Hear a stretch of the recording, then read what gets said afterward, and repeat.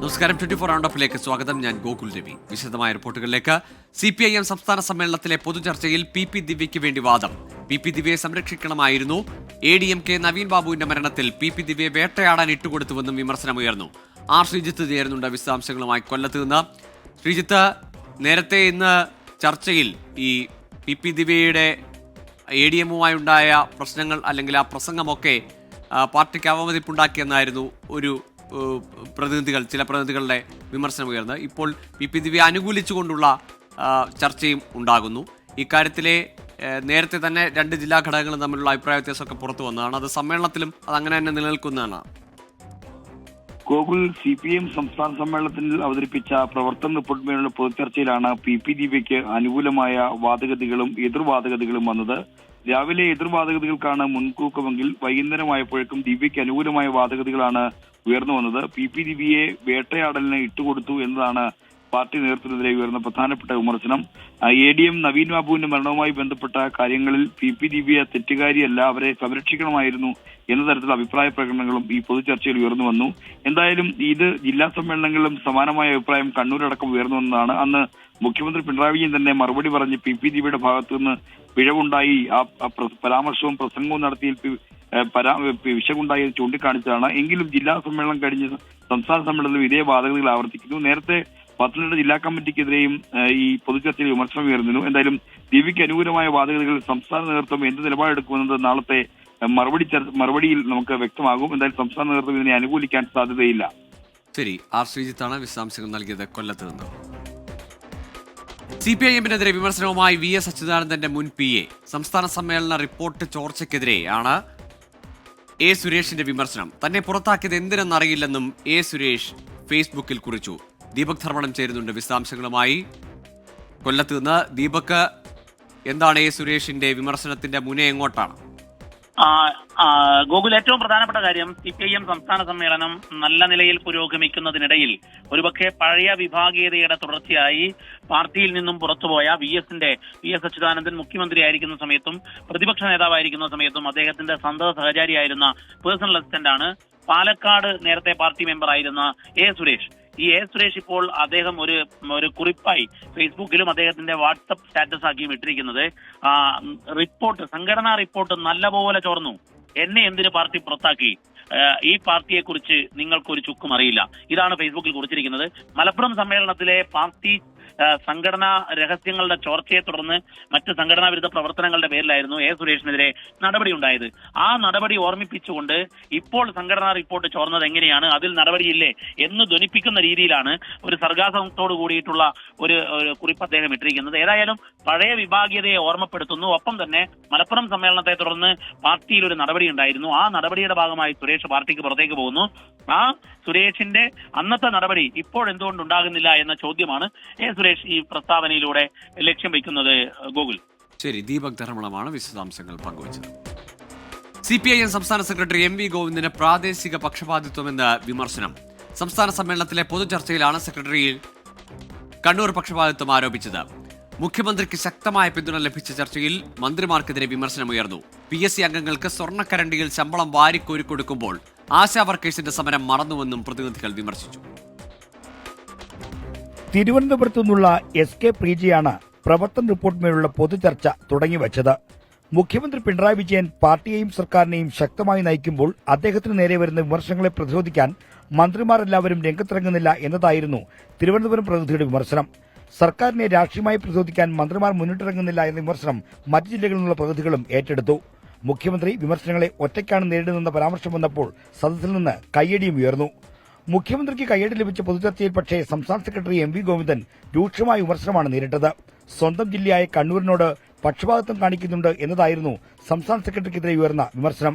മെറിറ്റും ക്വാളിറ്റിയും പറയുന്ന സെക്രട്ടറി സ്ഥാനമാനങ്ങൾ വീതം വയ്ക്കുമ്പോൾ ഇതെല്ലാം മറന്ന് കണ്ണൂരിനെ പരിഗണിക്കുന്നു എന്നതാണ് പത്തനംതിട്ടയിൽ നിന്നുള്ള CITU നേതാവ് PB ഹർഷകുമാറിന്റെ വിമർശനം. പാർട്ടി പദവികളിൽ കണ്ണൂരിന്റെ സംവരണമുണ്ടോ എന്ന ചോദ്യം മറ്റു ജില്ലകളിൽ നിന്നും ഉയർന്നു. പാർട്ടി ഓഫീസിലും മന്ത്രിമാരുടെ ഓഫീസിലുമെല്ലാം കണ്ണൂരുകാരെ കൊണ്ട് നിറഞ്ഞിരിക്കുകയാണെന്ന വിമർശനവും ഉയർന്നു വന്നു. ചില മന്ത്രിമാരുടെ പ്രകടനം മോശമാണെന്നും പ്രതിനിധികൾ വിമർശിച്ചു. രണ്ടാം പിണറായി സർക്കാരിലെ മന്ത്രിമാർ പ്രതീക്ഷയ്ക്കൊത്തുയർന്നില്ല. വമ്പൻ പദ്ധതികളുടെ പിന്നാലെ പോകുന്ന സർക്കാർ തൊഴിലാളികളുടെ കാര്യം മറന്നുവെന്നും പ്രതിനിധികൾ വിമർശിച്ചു. രണ്ടാം പിണറായി സർക്കാരിന്റെ കാലത്ത് കയർ തൊഴിലാളികൾക്ക് പരിഗണന ലഭിച്ചില്ല. തൊഴിലാളികൾ കെട്ടിപ്പടുത്ത പാർട്ടിയാണിതെന്ന് മറക്കരുതെന്ന് ആലപ്പുഴയിൽ നിന്നുള്ള PP ചിത്തരഞ്ജൻ MLA വിമർശിച്ചു. ആശാവർക്കർമാരുടെ സമരത്തെപ്പറ്റിയും പൊതുചർച്ചയിൽ വിമർശനങ്ങളുണ്ടായി. PSC അംഗങ്ങൾക്ക് സ്വർണ്ണക്കരടിയിൽ ശമ്പളവും ആനുകൂല്യങ്ങളും വാരിക്കോരി കൊടുക്കുമ്പോൾ ആശാവർക്കർമാർ സമരം ചെയ്യുന്ന കാര്യം സർക്കാർ മറന്നു. ആശാവർക്കർമാരുടെ സമരം രാഷ്ട്രീയ എതിരാളികൾ മുതലെടുക്കാൻ സാധ്യതയുണ്ടെന്നും പ്രതിനിധികൾ മുന്നറിയിപ്പ് നൽകി. ആശാവർക്കർമാർക്ക് പിന്നാലെ ശമ്പള കുടിശ്ശികയുള്ള അംഗൻവാടി ജീവനക്കാരും സമരത്തിലേക്ക് വരാൻ സാധ്യതയുണ്ടെന്നും പൊതുചർച്ചയിൽ പ്രതിനിധികൾ ചൂണ്ടിക്കാട്ടി. നേതാക്കളുടെ സമ്പത്തിന്റെ കാര്യം പരിശോധിക്കണം. പാർട്ടിയിൽ ചേർന്നു കഴിഞ്ഞ് ചിലർ സമ്പന്നരായിട്ടുണ്ടോ എന്നതിൽ പരിശോധന വേണമെന്നും ചർച്ചയിൽ ആവശ്യമുയർന്നു. തദ്ദേശഭരണ വാർഡ് വിഭജനത്തിൽ അപാകതകളുണ്ടെന്നും ചർച്ചയിൽ ചൂണ്ടിക്കാണിക്കപ്പെട്ടു. വാർഡ് വിഭജനം തദ്ദേശ തെരഞ്ഞെടുപ്പിൽ തിരിച്ചടിക്ക് കാരണമായേക്കാമെന്നും പ്രതിനിധികൾ മുന്നറിയിപ്പ് നൽകി. R. ശ്രീജിത്ത്, 24, കൊല്ലം. വികസന പദ്ധതികളിൽ നിന്ന് സെസ് ഈടാക്കാനുള്ള തീരുമാനത്തെ മാധ്യമങ്ങൾ വളച്ചൊടിച്ചെന്ന് CPIM സംസ്ഥാന സെക്രട്ടറി MV ഗോവിന്ദൻ. വിഭവ സമാഹരണം ജനങ്ങൾക്കെതിരാണെന്ന് ധാരണ പരത്താനാണ് ശ്രമം നടക്കുന്നത്. മൂലധന നിക്ഷേപം സ്വീകരിക്കുക എന്നതാണ് നയമെന്നും ചരടുകളില്ലാത്ത നിക്ഷേപത്തിന് തടസ്സമില്ലെന്നും MV ഗോവിന്ദൻ പറഞ്ഞു. കേന്ദ്രത്തിന്റെ സാമ്പത്തിക ഉപരോധത്തെ മറികടക്കുന്നതിന് കൂടുതൽ വിഭവ സമാഹരണ പദ്ധതി ഉപയോഗപ്പെടുത്തിക്കൊണ്ട് മാത്രമാണ് കേരളത്തിന് മുന്നോട്ടേക്ക് പോകാനാവുക, ആ വഴി കണ്ടെത്തുക എന്നുള്ളത് തന്നെയാണ് ഉദ്ദേശിക്കുന്നത്. ഈ ശ്രമങ്ങളെല്ലാം ജനങ്ങൾക്കെതിരാണെന്ന ബോധ്യം സൃഷ്ടിക്കുകയാണ് മാധ്യമങ്ങൾ ഇപ്പോൾ നേരത്തെ പറഞ്ഞ കാര്യം വെച്ചുകൊണ്ട് പ്രചരിപ്പിക്കുന്നത്. അത് കേരളത്തിനെതിരായ പ്രചാരവേലയാണ്. തുടർഭരണത്തിന്റെ മോശം പ്രവണതകളിൽ ജാഗ്രത വേണമെന്ന് CPIM സംഘടനാ റിപ്പോർട്ട്. ബംഗാൾ പാഠമാകണമെന്ന് മുന്നറിയിപ്പ്. ഭരണ തുടർച്ച സംഘടനാ ദൗർബല്യമുണ്ടാക്കി. രണ്ടാം പിണറായി സർക്കാരിൽ ചില മന്ത്രിമാർ പ്രതീക്ഷയ്ക്കൊത്തുയർന്നില്ലെന്ന് സംഘടനാ റിപ്പോർട്ടിൽ പരാമർശം. പ്രാദേശിക തലത്തിൽ വിഭാഗീയത തലപൊക്കുന്നുവെന്നും റിപ്പോർട്ടിൽ കുറ്റപ്പെടുത്തലുണ്ട്. വിഭാഗീയത അവസാനിച്ചെന്ന് നേതാക്കൾ പൊതുവിൽ ഊറ്റം കൊള്ളുമ്പോഴും പാർട്ടിക്കുള്ളിൽ വിഭാഗീയതയുടെ കനൽ ഇപ്പോഴും അണഞ്ഞിട്ടില്ലെന്ന് വ്യക്തമാക്കുന്നതാണ് MV ഗോവിന്ദൻ അവതരിപ്പിച്ച സംഘടനാ റിപ്പോർട്ട്. പൊതുവിൽ വിഭാഗീയത അവസാനിച്ചെങ്കിലും അത്തരം സംസ്കാരത്തിന് അടിമപ്പെട്ടവർ ഇപ്പോഴുമുണ്ട്. ഇത് പരിഹരിക്കാൻ സംസ്ഥാന സെന്ററിൽ നിന്ന് നേതാക്കൾ ഇടപെട്ട് ജില്ലകളിലെ പരാതികൾ പരിശോധിക്കണം. വ്യക്തിക്കും സ്ഥാപിത താൽപര്യങ്ങൾക്കും പിന്നിൽ പാർട്ടിയെ കൊണ്ടുപോകാൻ കഴിയില്ല. ഇത്തരം ശ്രമങ്ങൾക്കെതിരെ നടപടി സ്വീകരിക്കുമെന്ന് റിപ്പോർട്ടിൽ ചൂണ്ടിക്കാട്ടുന്നു. ഭരണ തുടർച്ച ബംഗാളിലുണ്ടാക്കിയ തിരിച്ചടി കേരളത്തിൽ ആവർത്തിക്കരുത് എന്ന മുന്നറിയിപ്പുമുണ്ട്. പാർട്ടി അധികാര കേന്ദ്രമെന്ന തോന്നൽ ജനങ്ങളിൽ ഉണ്ടാക്കരുത്. തുടർഭരണം ജനങ്ങളെ ആകർഷിച്ചപ്പോൾ സംഘടനയും നേതാക്കളും ജനങ്ങളിൽ നിന്നകന്നുവെന്നും സ്വയം വിമർശനമായി റിപ്പോർട്ടിൽ ചൂണ്ടിക്കാട്ടുന്നു. മുഖ്യമന്ത്രിയുടേത് മികച്ച പ്രകടനമെങ്കിലും ചില മന്ത്രിമാർ പ്രതീക്ഷയ്ക്കൊത്തുയർന്നില്ല. പ്രതിപക്ഷവും മാധ്യമങ്ങളും മുഖ്യമന്ത്രിയെ വളഞ്ഞിട്ടാക്രമിച്ചപ്പോൾ പ്രതിരോധിക്കാനും കഴിഞ്ഞില്ല. പാർട്ടി കമ്മിറ്റികളുടെ കണക്കുകളിൽ കൃത്യതയും വ്യക്തതയുമില്ലെങ്കിൽ കേന്ദ്രത്തിന്റെ ഇടപെടലുകളിലേക്ക് അത് നയിക്കും. സോഷ്യൽ മീഡിയയിൽ ആക്റ്റീവാകുന്ന സംസ്ഥാന നേതാക്കൾ അതുകൊണ്ട് പാർട്ടിക്കെന്ത് ഗുണം എന്നുകൂടി ചിന്തിക്കണം. ഫാൻസിനെ കൂട്ടൽ മാത്രമാകരുത് ലക്ഷ്യമെന്നും സംസ്ഥാന സമിതിയുടെ യുവനിര കൂടുതൽ സജീവമാകണമെന്നും സംഘടനാ റിപ്പോർട്ട് നിർദ്ദേശിക്കുന്നു. ആരാധനാലയങ്ങൾ കേന്ദ്രീകരിച്ചുള്ള വനിതാ കൂട്ടായ്മകളിലൂടെ BJP സ്ത്രീകളെ സ്വാധീനിക്കുകയാണ്. ഇത് പ്രതിരോധിക്കാൻ മഹിളാ അസോസിയേഷന് കഴിയണം. സംഘപരിവാറിന് പരവതാനി വിരിക്കുന്ന സമുദായ നേതൃത്വങ്ങളെ തുറന്നുകാട്ടണം. വർഗബഹുജന സംഘടനാ ഭാരവാഹികളും കണക്കുകൾ പാർട്ടി നേതൃത്വത്തെ ബോധിപ്പിക്കണമെന്നും സംഘടനാ റിപ്പോർട്ട് ചൂണ്ടിക്കാട്ടുന്നു. സഹകരണ രംഗത്തെ തെറ്റായ പ്രവണത അവസാനിപ്പിക്കണം. നിയമങ്ങൾ കാറ്റിൽ പറത്തി നേതാക്കൾ വായ്പയെടുക്കുന്നു. ഇങ്ങനെ എടുത്ത പണം അടിയന്തരമായി തിരിച്ചു നൽകണമെന്നും സംഘടനാ റിപ്പോർട്ടിൽ നിർദ്ദേശിക്കുന്നു. നേതാക്കൾ ജനങ്ങളുമായി അടുത്ത് ഇടപെടണമെന്നാവശ്യപ്പെടുന്നതാണ് CPM സംസ്ഥാന സെക്രട്ടറി അവതരിപ്പിച്ച സംഘടനാ റിപ്പോർട്ടിലെ ഏറ്റവും പ്രധാനപ്പെട്ട കാതൽ. പാർട്ടിയും നേതാക്കളും ചില തെറ്റുതിരുത്തുകൾക്ക് വിധേയമാകണമെന്നും സംഘടനാ റിപ്പോർട്ട് ആവശ്യപ്പെടുന്നുണ്ട്. കൊല്ലത്തുനിന്ന് അരുൺ രാജ്, 24. CPIM സംസ്ഥാന സമ്മേളനത്തിന്റെ ഭാഗമായി കൊടിയും ഫ്ലക്സും സ്ഥാപിച്ചതിന് പിഴ ചുമത്തി LDF ഭരിക്കുന്ന കൊല്ലം കോർപ്പറേഷൻ 3.5 ലക്ഷം രൂപ പിഴയടക്കണമെന്നാവശ്യപ്പെട്ട് ജില്ലാ സെക്രട്ടറിക്ക് നോട്ടീസ് നൽകി. അതേസമയം കൊടികളും ഫ്ലക്സുകളും നീക്കം ചെയ്യാൻ സംരക്ഷണം ആവശ്യപ്പെട്ട് കോർപ്പറേഷൻ സെക്രട്ടറി പോലീസിന് കത്ത് നൽകി. നീക്കം ചെയ്തില്ലെങ്കിൽ പോലീസ് FIR രജിസ്റ്റർ ചെയ്യും. നിയമപരമായാണ് ഫ്ലക്സ് സ്ഥാപിച്ചതെന്നാണ് CPIM നേതൃത്വത്തിന്റെ വിശദീകരണം. മലപ്പുറം കോഡൂരിൽ ഓട്ടോ ഡ്രൈവർ അബ്ദുൾ ലത്തീഫ് മർദ്ദനമേറ്റ് കുഴഞ്ഞു വീണ് മരിച്ചത് ഹൃദയാഘാതത്തെ തുടർന്നെന്ന് പോസ്റ്റ്മോർട്ടം റിപ്പോർട്ട്. പ്രതികൾക്കെതിരെ കൊലക്കുറ്റം ചുമത്തും. ബസ് ജീവനക്കാർ അബ്ദുൾ ലത്തീഫിനെ മലപ്പുറം കോഡൂരിൽ വെച്ച് മർദ്ദിക്കുകയായിരുന്നു.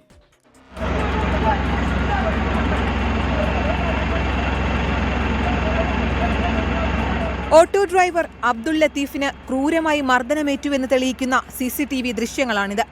ശേഷം വാഹനമോടിച്ച് മലപ്പുറം താലൂക്ക് ആശുപത്രിയിലെത്തിയ ലത്തീഫ് കുഴഞ്ഞു വീണ് മരിക്കുകയായിരുന്നു. മഞ്ചേരി മെഡിക്കൽ കോളേജിൽ വെച്ച് നടത്തിയ പോസ്റ്റ്മോർട്ടത്തിന്റെ പ്രാഥമിക വിവരങ്ങൾ പ്രകാരം മരണകാരണം ഹൃദയാഘാതമാണ്.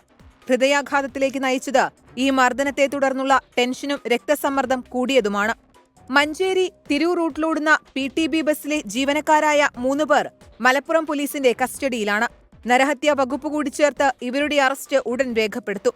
അബ്ദുൾ ലത്തീഫിന്റെ മരണത്തെ തുടർന്ന് ഓട്ടോറിക്ഷ തൊഴിലാളികളുടെ ഭാഗത്തുനിന്ന് വലിയ പ്രതിഷേധമാണ് ഉയർന്നത്. ഒതുക്കുങ്ങലിൽ സ്വകാര്യ ബസ്സുകൾ തടഞ്ഞത് ഏറെ നേരം സംഘർഷാവസ്ഥ സൃഷ്ടിച്ചു.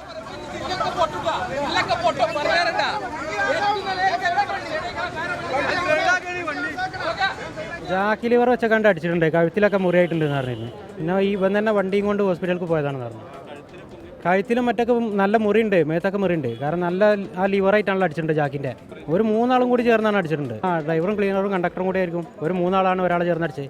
സ്വകാര്യ ബസ്സിൽ കയറേണ്ട യാത്രക്കാരെ ഓട്ടോറിക്ഷയിൽ കയറ്റിയെന്നാരോപിച്ചാണ് വടക്കേ മണ്ണയിൽ വെച്ച് ഓട്ടോറിക്ഷ തടഞ്ഞ ബസ്സിലെ കണ്ടക്ടറും ക്ലീനറും ഉൾപ്പെടെ ലത്തീഫിനെ മർദ്ദിച്ചത്. പോസ്റ്റ്മോർട്ടം നടപടികൾക്ക് ശേഷം ലത്തീഫിന്റെ മൃതദേഹം ബന്ധുക്കൾക്ക് വിട്ടുകൊടുത്തു. 24 മലപ്പുറം. സർവകലാശാല നിയമ ഭേദഗതി 2ാം ബില്ലിന് ഗവർണർ മുൻകൂർ അനുമതി നൽകി. ബില്ല് നിയമസഭയിൽ അവതരിപ്പിക്കാനാണ് അനുമതി നൽകിയത്. നേരത്തെ അനുമതി ലഭിക്കാത്തതിനാൽ ചൊവ്വാഴ്ച ബിൽ സഭയിൽ അവതരിപ്പിച്ചിരുന്നില്ല.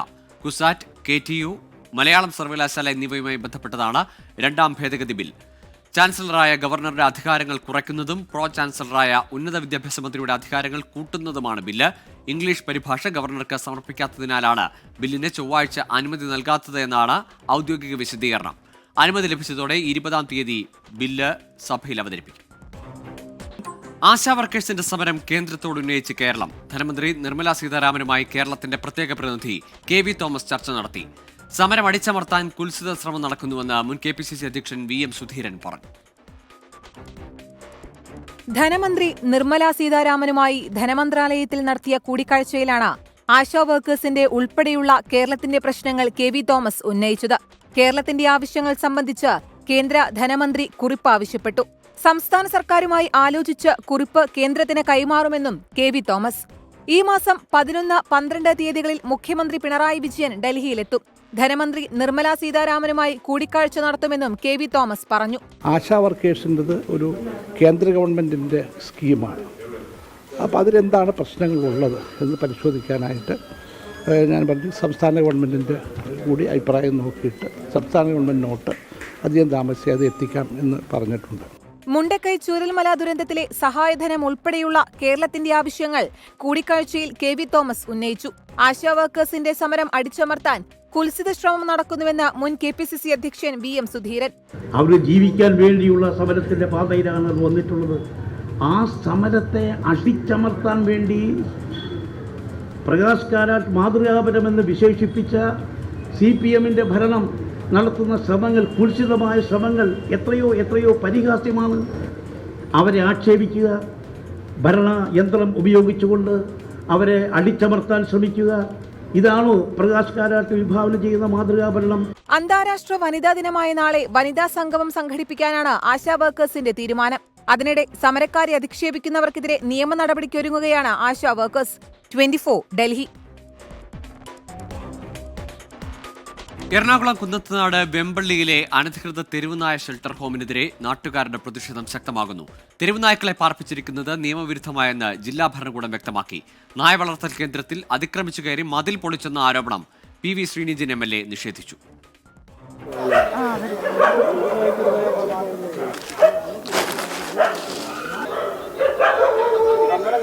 ഒരു മാസം മുൻപാണ് റാന്നി സ്വദേശിയായ വീണ ജനാർദ്ദനൻ കുന്നത്തുനാട് വെമ്പള്ളി സ്വദേശി ജോർജിന്റെ 2 നില വീട് 11 മാസത്തേക്ക് വാടകയ്ക്കെടുക്കുന്നത്.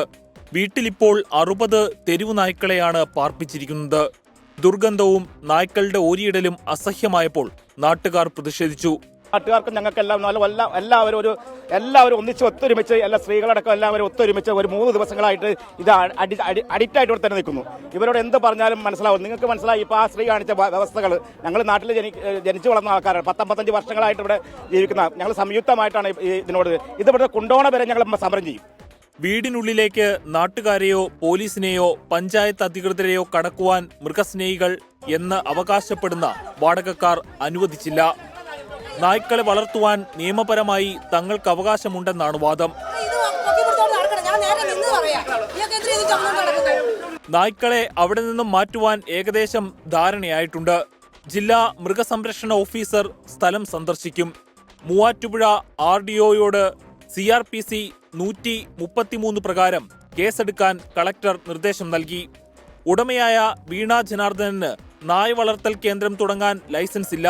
കുന്നത്തുനാട് MLA PV ശ്രീനിജന്റെ നേതൃത്വത്തിൽ വീട് ആക്രമിച്ചെന്നും മതിൽ തകർത്തെന്നുമുള്ള ആരോപണത്തിൽ പ്രതികരണവുമായി MLA രംഗത്തു വന്നു. ജനപ്രതി എന്നുള്ള രീതിയിൽ ഞാൻ അവിടെ ചെന്നു എന്നുള്ള സത്യമാണ്.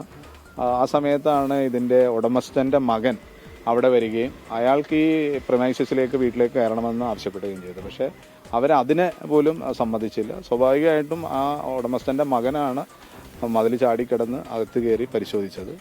നിലവിൽ വീടിനുള്ളിലുള്ള നായ്ക്കളെ എവിടേക്ക് മാറ്റും എന്നതാണ് പ്രധാന വെല്ലുവിളി. സർക്കാർ നിയന്ത്രണത്തിലുള്ള തെരുവുനായ ഷെൽട്ടറുകളുടെ കുറവ് പ്രതിസന്ധിയാണ്.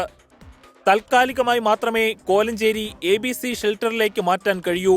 നായ്ക്കളെ ഇവിടെ നിന്നും മാറ്റുന്നതുവരെ പ്രതിഷേധം തുടരാനാണ് നാട്ടുകാരുടെ തീരുമാനം. 24 കൊച്ചി.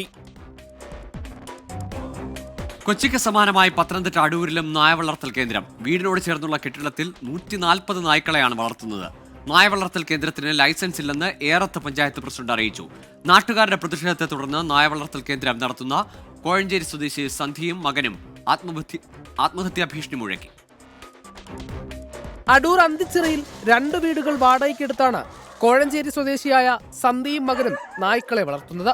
നായകളുടെ കുരയും അസഹനീയമായ ഗന്ധവും കാരണം ജീവിക്കാൻ കഴിയാത്ത അവസ്ഥയെന്ന് പ്രദേശവാസികൾ. വലിയ ബുദ്ധിമുട്ടേ കൊണ്ട് ഒരു തരത്തിലും ഒക്കത്തില്ല. രാത്രി 12 മണി രാവിലെ 6 മണി മുതൽ രാത്രി 12 മണി വരെ മനുഷ്യൻ ഉറങ്ങുന്നില്ല. ഇത് ഭയങ്കരമായ സ്മെല്ല. പല പ്രാവശ്യം പഞ്ചായത്ത് നമ്മൾ ആവശ്യപ്പെട്ടിട്ടുള്ള കാര്യം. പഞ്ചായത്തിന്റെയോ മറ്റു വകുപ്പുകളുടെയോ അനുമതിയില്ലാതെയാണ് നായ വളർത്തൽ കേന്ദ്രം പ്രവർത്തിക്കുന്നതെന്ന് ഏറാത്ത് പഞ്ചായത്ത് പ്രസിഡന്റ് രാജേഷ്. പഞ്ചായത്ത് ലൈസൻസ് ഇല്ല, ചട്ടവിരുദ്ധമാണ്. ഈ മാസം 20-ാം തീയതിക്കുള്ളിൽ ഇവിടുന്ന് മാറിത്തരാമെന്ന് അദ്ദേഹം സമ്മതിച്ചിട്ടുണ്ട്. ഇതിനിടയിൽ ഇപ്പോൾ വേണമെങ്കിൽ ലൈസൻസ് എടുക്കാമെന്ന് പറഞ്ഞ് പഞ്ചായത്ത് പ്രസിഡന്റും വീട്ടുടമയുടെ മകനും തമ്മിൽ വാക്കുതർക്കമുണ്ടായി.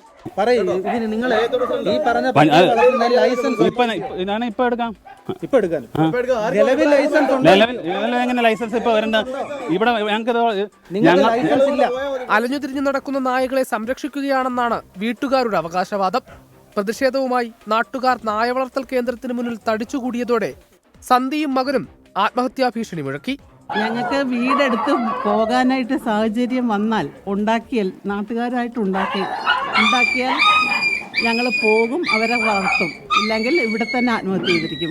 അടിയന്തരമായി പട്ടി വളർത്തൽ കേന്ദ്രം ഇവിടെ നിന്ന് മാറ്റണമെന്നാണ് നാട്ടുകാരുടെ ആവശ്യം. പഞ്ചായത്ത് ഉൾപ്പെടെ നോട്ടീസ് നൽകുകയും ചെയ്തു. എന്നാൽ വീട്ടുടമ ഇവിടെ നിന്ന് മാറാൻ തയ്യാറാണെന്നും അതിനുള്ള സമയം തങ്ങൾക്ക് അനുവദിക്കണമെന്നുമാണ് പറയുന്നത്. ക്യാമറമാൻ സഞ്ജയ് ഇക്ബാലിനൊപ്പം AV ജയശങ്കർ, 24 പത്തനംതിട്ട.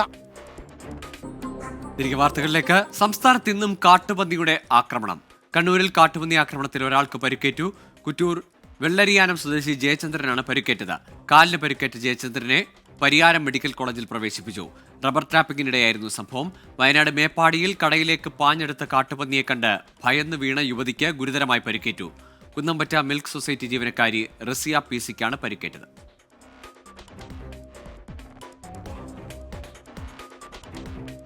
ജനവാസ മേഖലയിൽ ഇറങ്ങി പ്രശ്നങ്ങൾ സൃഷ്ടിക്കുന്ന വന്യമൃഗങ്ങളെ വെടിവെച്ചു കൊല്ലാൻ അനുമതി നൽകാതെ കേന്ദ്ര വന്യജീവി ബോർഡ്. കാട്ടുപന്നികളെ വെടിവെക്കാൻ സ്ഥിര അനുമതി നൽകണമെന്ന കേരളത്തിന്റെ ആവശ്യം തള്ളി. ഒരു വന്യജീവിയെയും വെടിവെക്കരുത് എന്നാണ് ബോർഡ് നിലപാട്. സംസ്ഥാനത്ത് വന്യജീവികൾ ജനവാസ മേഖലയിൽ ഇറങ്ങി പ്രശ്നങ്ങൾ സൃഷ്ടിക്കുമ്പോഴും അവയെ വെടിവെക്കേണ്ട എന്ന നിലപാടാണ് കേന്ദ്ര വന്യജീവി ബോർഡിന്. ജനവാസ മേഖലയിൽ ഇറങ്ങുന്ന പന്നി ഉൾപ്പെടെയുള്ള ക്ഷുദ്രജീവികളെ വെടിവെക്കാൻ സ്ഥിരാനുമതി എന്ന കേരളത്തിന്റെ ആവശ്യം ബോർഡ് തള്ളി. രാജ്യത്ത് ഒരു വന്യജീവികളെയും വെടിവെച്ച് കൊല്ലരുതെന്നും നാട്ടിലിറങ്ങി പ്രശ്നമുണ്ടാക്കുന്ന വന്യജീവികളെ പിടികൂടി പുനരധിവസിപ്പിക്കാമെന്നുമാണ് ബോർഡ് നിർദ്ദേശം. സംസ്ഥാനത്ത് പന്നികളെ വെടിവെക്കാൻ 1 വർഷത്തേക്ക് കേന്ദ്ര സർക്കാർ നൽകിയ പ്രത്യേക ഇളവ് അവസാനിക്കാനിരിക്കെയാണ് വൈൽഡ് ലൈഫ് ബോർഡിന്റെ നിർദ്ദേശം.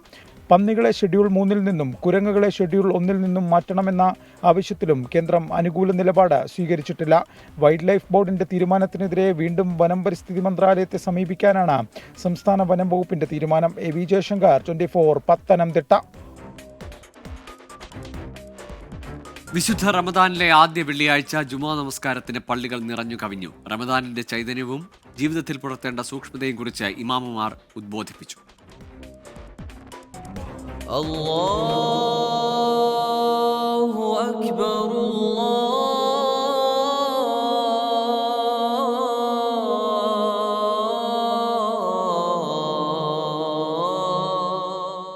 പുണ്യങ്ങളുടെ പൂക്കാലമായ ഷഹ്റു റമദാനിലെ ആദ്യ വെള്ളിയാഴ്ച പള്ളികൾ പ്രാർത്ഥനാ നിർഭരമായി. ബാങ്ക് വിളിക്കുന്നതിന് മുമ്പ് തന്നെ മിക്കവരും പള്ളികളിൽ ഇടം പിടിച്ചു. ഖുർആൻ പാരായണം ചെയ്തും ദിക്റുകളും സ്വലാത്തുകളും വർദ്ധിപ്പിച്ചും വിശ്വാസികൾ മുഴുകി. വൈകിയെത്തിയവർക്ക് ജുമുഅ നമസ്കരിക്കാൻ പള്ളികൾക്ക് പുറത്തും റോഡ് അരികുകളിലും ഇടം കണ്ടെത്തേണ്ടി വന്നു. നോമ്പ് കേവലം പട്ടിണി കിടക്കൽ മാത്രമായി ഒതുങ്ങരുതെന്ന് ഇമാമുമാർ ഓർമ്മിപ്പിച്ചു. ആ ജീവികളോട് നമുക്ക് കാരുണ്യമുണ്ടാവണം. അതാണ് പ്രവാചകൻ പഠിപ്പിച്ചത്. അർറാഹിമൂന യർഹമുഹുമുർ റഹ്മാൻ. അല്ലാഹു സുബ്ഹാനഹു വ തആല കരുണ ചെയ്യുന്നവർക്ക് പ്രത്യേകമായ കരുണ നൽകുന്നവനാണ്. ഇർഹമു ഫിൽ അർള്, ഭൂമിയിലുള്ളവരോട് നിങ്ങൾ കരുണ കാണിക്കണം. മുസ്ലിങ്ങളോട് എന്ന് മാത്രമല്ല, എല്ലാവരോടും നിങ്ങൾ കരുണ കാണിക്കുകയും യർഹംകും മൻ ഫിസ് സമാ, ആകാശത്തിൻ്റെ അധിപനായ അള്ളാഹു നിങ്ങൾക്ക് കരുണ ചെയ്യും. ഈ ഒരു സന്ദേശമാണ് പ്രത്യേകിച്ച് ഈ ഒന്നാമത്തെ 10 ഈ മഹത്തായ വെള്ളിയാഴ്ച ദിവസം എന്നോടും നിങ്ങളോടും ഉണർത്താനുള്ളത്. റമദാനിലെ ആദ്യ ജുമുഅ ലഭിച്ചതിന്റെ സന്തോഷത്തിലാണ് വിശ്വാസികൾ. 6ാം നോമ്പിനാണ് ആദ്യ വെള്ളിയാഴ്ച എത്തിയത്. റമദാനിലെ ആദ്യ 10 ദിനങ്ങൾ കാരുണ്യത്തിന്റെ സവിശേഷ ദിനങ്ങളാണ്. പാപമോചനം, നരകമോചനം എന്നിവയുടെ 10 ദിനങ്ങളാണ് തുടർന്നുള്ള ദിവസങ്ങൾ. സമീർ സി മുഹമ്മദ്, 24 കോഴിക്കോട്. 24 പൂർണ്ണമാകുന്നു. നമസ്കാരം.